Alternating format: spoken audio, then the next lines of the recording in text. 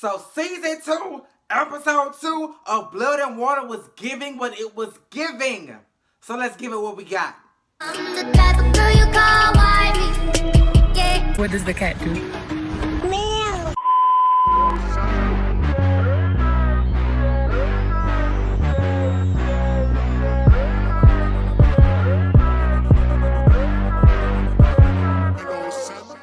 So episode 2 picks up where the last episode left off, where Pooh-Lang was getting her ass snatched from under the car. So it was KB's daddy. So she don't know what to say. She don't know what to say. So at this point, KB and the daddy is downstairs, and she just lying. Oh, I needed to get some toilet paper. I told you my little puss was a little wet, honey, but I ain't had no toilet paper. So I had to come down to the garage, because you know that's where I keep the toilet paper, down to my house. And I just figured that's where y'all kept y'all's, and that's where it is. And when I was down here, I saw that y'all had boxes and boxes of photo albums, and I just could not resist. And then I had dropped my phone, because when Fikale called, I said, oh my God, why Fikale calling me? Because she had a restraining order against me. So when I dropped my phone, out of pure surprise, the phone had slid under the car.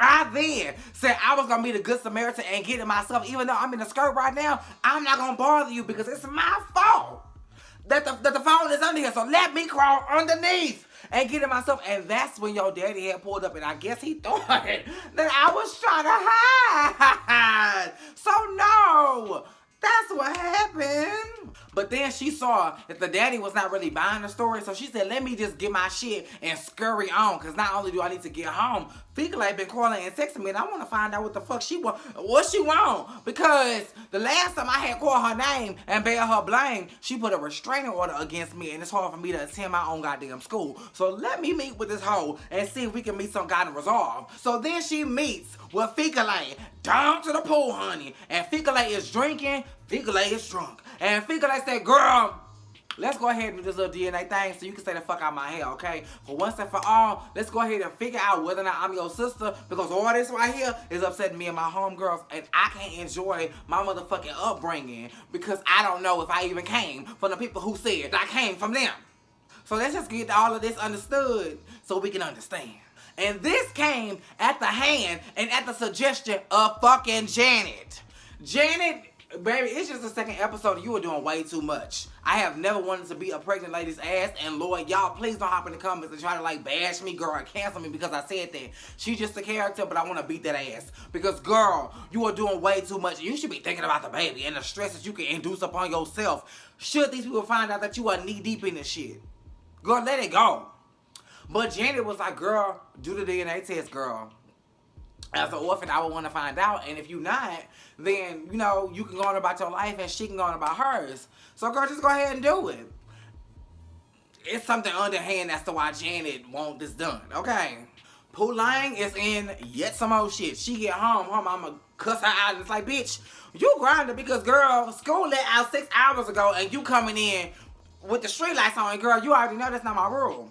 Pooh-Lang had enough, girl. She had added up to here. She said, girl, please, if I learn how to lie, I'll learn from your black ass, okay? Because you and daddy been lying to me from the jump. Don't think I didn't hear down to the courthouse that you was supposed to get an abortion, honey. Because I did hear that. Then the next day at school, we find out, well, we all find out because Pooh-Lang didn't even know this shit, and she fucking the man, that it was KB's birthday coming up. So we gonna plan a birthday party. He ain't even brought a photo album because she said she was trying to look at the photos down to the garage, and she didn't get to because daddy had hemmed her up. So he believed that story, and he had brought her a photo album, and she was like, wait a minute.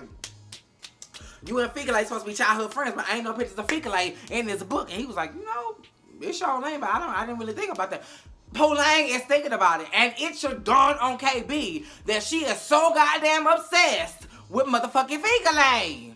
Come on now. And Pooh-Lang is determined to get this information and I guess get her laptop back. She said, oh, you got a second house? Oh, in the back of her mind, she was like, bitch, there may be some info over there. So she told her boo, she said, baby, let's go ahead and have your little get together over there. Okay, because I'm tired of going to your house where I got snatched up. Let's go to this extra house. Okay, we gonna fix it up, we gonna do everything nice, and we gonna have a party there. So I can motherfucking search.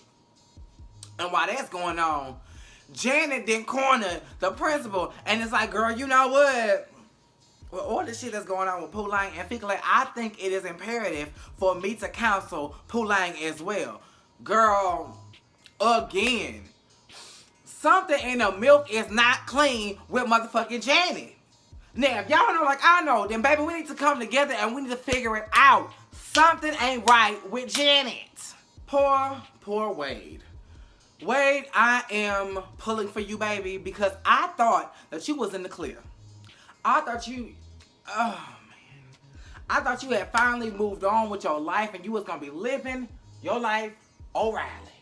But oh no, as soon as you got into the groove of living your life, here come Pooh-Lane, ready to fuck shit up again. See, I need you. I have no other friends. Oh, because you fuck up every relationship you have, Pooh-Lane. Okay? I have no friends and no money. And you could just, and you know Wade is going to give in and just be like, okay, I'll help you. Because he don't want you to be fending for yourself. He don't want you to get caught. And he don't want you to get hurt. Because you know the boy love you. I'm not using KB, but you're using Wade. You are using this boy. Chris and Reese get caught. Now, here's my thing. Y'all at this nice-ass school where you gotta wear a suit and tie. First of all, let me back up. At this nice-ass school where everybody gotta be respectable and wear a suit and ties, why are the girls' skirts so goddamn small?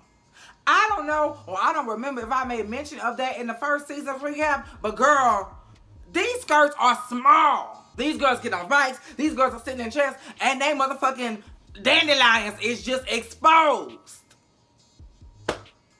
Principal, why you worried about people smoking? And people having restraining orders and dance committees and magazines. You need to get longer goddamn skirts. But yeah, Chris and Reese is smoking. This is a nice ass school. People don't even smoke at well, yes they do smoke at the hood schools, but they go off campus. They go to the parking lot. They go around the corner. Y'all on campus underneath the staircase just lighting it up, bitch. And I know if y'all paid, if y'all rich, if y'all spoiled and got it like that, y'all are not smoking no motherfucking Reggie. So this shit is loud and just blasting up the entire motherfucking school courtyard. You didn't think no goddamn authoritarian or goddamn administrator, no teacher, no faculty, no staff was gonna smell that? Come on now. So they get in trouble by the fucking principal. And Chris, he decided to take the rap or whatever, so they let Reese go on scot-free. But Chris has to join the dance committee. What's the dance committee? Well, girl, when Wendy had found out in episode 1 that she was not gonna be the chief editor, she said, well, Chief kissed my motherfucking ass, bitch. She got her box of belongings and she left. And she said, I need to go somewhere where I can make a motherfucking impact. And that's gonna be the dance committee, girl. Okay, I'm gonna bring the dancers together. They tried to shade her. She said, fuck y'all. I am gonna be the head of the dance committee. And so nobody wants to join because nobody wants to work with Wendy, of course. So Chris is being forced to join the dance committee as a punishment for smoking the weed. I wish I went to a school back in the Gap when I was, Scholastic and all of that, where they would make me join a committee for committing a fucking crime or breaking a code of conduct. Girl, I got fucking suspended. In-school suspension, ECC, whatever y'all want to call it, was on my schedule as homeroom. Didn't nobody put me in no motherfucking committee? While that's going on, you got Finka like walking outside in her tiny ass skirt, looking at Sam get on his bike that ain't got no security, no lock on it, no nothing. So apparently, this got to be the nice part of town because, girl, he not even in fear that somebody gonna take his bike. So he getting up, he warming his little bike up. He like, what's he? She was like, well, you had almost drowned me or whatever. So I feel like to say sorry, you should take me somewhere, but don't ask no questions. And he was like, okay, well, she said, take me to prison. Bitch, I'm a black man, and I don't give a fucking we're in Africa. Rules still apply. I don't need to be nowhere near no goddamn prison if I don't need to be, okay? So he take her down to the prison or whatever, and she take a little notebook, and she meets with B. Jackson. The same person that Pooh-Lane and Wade had met last season. And she was like, y'all again? And I guess Figure Like didn't put 2 and 2 together. She was like, what are you talking about? Anyway, I have a little scrapbook here. Tell me if you recognize these people. She did not recognize Pooh-Lane's parents. She did not recognize Figure Lake's parents. But bitch, when she pulled out a picture of KB's daddy, that woman's eyes got buck. A fucking deer hairline. She said, Guard, bitch, don't bring your ass up here no more. Bitch, she was gone. She didn't want to talk no more. So that lets me know that daddy was involved heavily in what was going on. Girl, I don't know what is the tea. I don't know if it was just Pooh-Lane's daddy that was involved or if it was a string of people involved in this goddamn Ponzi scheme. But baby, I know he is at the helm of all of it. And now we got KB's party. girl, I felt, maybe it was Reese, but somebody got the word out that KB was having a party and he wanted a little soiree, honey. He wanted a little shindig. He wanted something intimate.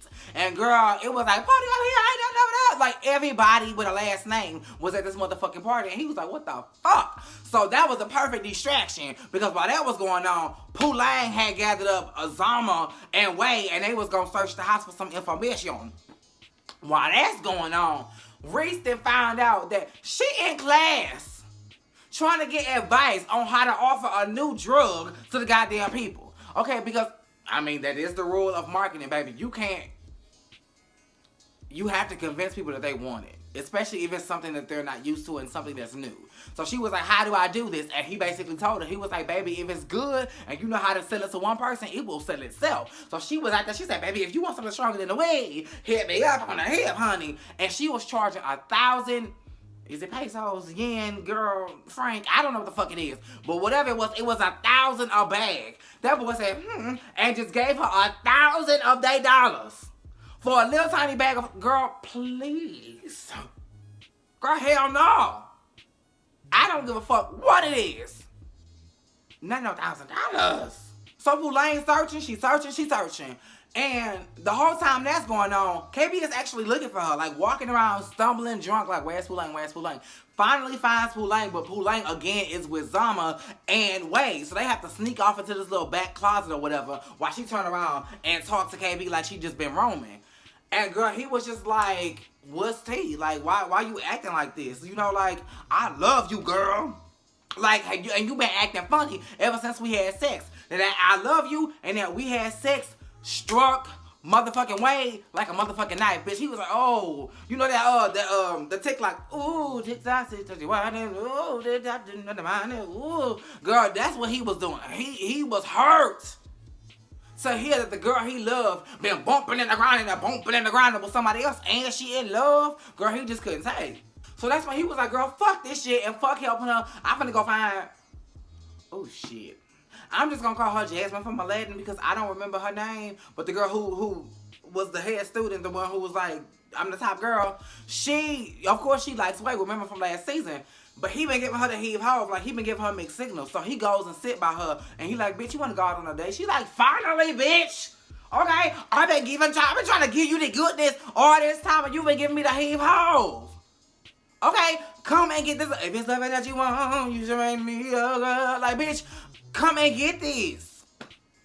While that's going on, Fika like arrives. And KB like, I don't want no drama. She like, I didn't come for the drama. I came to talk to Pooh Lang. Bitch, can we pop a squad? Can we rap a taste? Pooh Lang like, okay, girl, I guess or whatever. So while that's going on, Zama decided, bitch, I'm gonna keep searching. Okay, Wade is pissed off, so he gonna do what he wanna do. Pooh Lang is tied up right now, bitch. I came for a mission, bitch. And my little two boyfriends, they pissing me off right now, so I might as well do something with my time. She goes searching anesthesia, and she finds this, like, receipt book or this, like, evidence that $35,000 or 35,000 yen or whatever the currency is was given to Pooh Lang's daddy. Now, bitch, we not going around just giving people 35K. So obviously, something was purchased if this is the goddamn receipt. Daddy been selling their motherfucking kids. So we gonna have to get into that in the third episode. Cause girl, the last part of this episode was Fika like talking to Pooh Lang and she was like, girl, I didn't come to just have no pleasantries. No ma'am, I did not. I came here, where's this, right here? Okay, I came here because boom, I got the DNA results from when we swapped our mouths down to the pool. And the results are, Maury, if you please, you are not the father, girl. I am not your sister. Leave me the fuck alone. And then she slammed the results in Pooh Lang's chest. So obviously she wanted her to see. I don't know if these are doctored or real, but obviously the paper that's in Pooh Lang's chest says that she is not her sister. Pooh Lang's like, what? All this work. And that was the end of the episode, girl.